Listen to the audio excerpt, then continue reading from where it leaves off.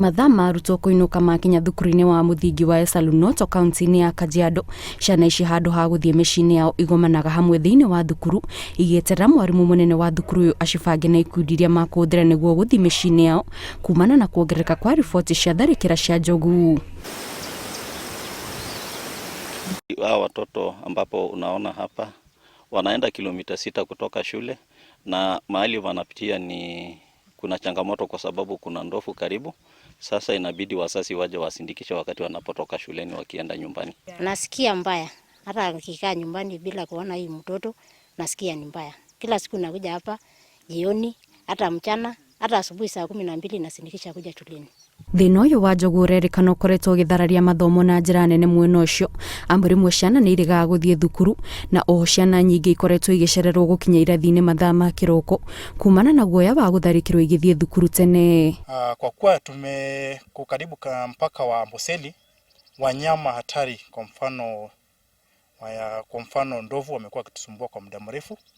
Wanyama hawa wamekuwa wakiingia humu ndani ya shule, wamekuwa wakiingia wanaharibu miti ndani ya shule, wanawazuia watoto wetu kufika shuleni mapema, na hata kusababisha na kudororesha kiwango cha elimu katika shule yetu. Kũringana na mwarimu mũnene wa thukuru ũyũ, njogu ikoragwo irĩ nyingĩ mwena ũcio, amwe nĩ kũrĩ handũ ihũthagĩra gũciarĩra mwena ũcio, na oho njogu ici igĩkinya mĩeri 6 ikoragwo inenehete nĩ ũndũ wa wĩingĩ wa maĩ mwena ũcio, ũndũ ũrĩa ũtigaga ciana ũgwati-inĩ na makĩria iria ithiaga makĩria ma kilomita 6 nĩguo gũkinya thukuru.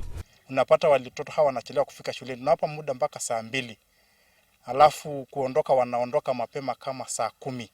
Unapata muda wa kusoma umebanwa, na kupitia kwa kubana kwa muda wa masomo unapata kwamba watoto hawa wataweza kiwango cha elimu watapata kawaida.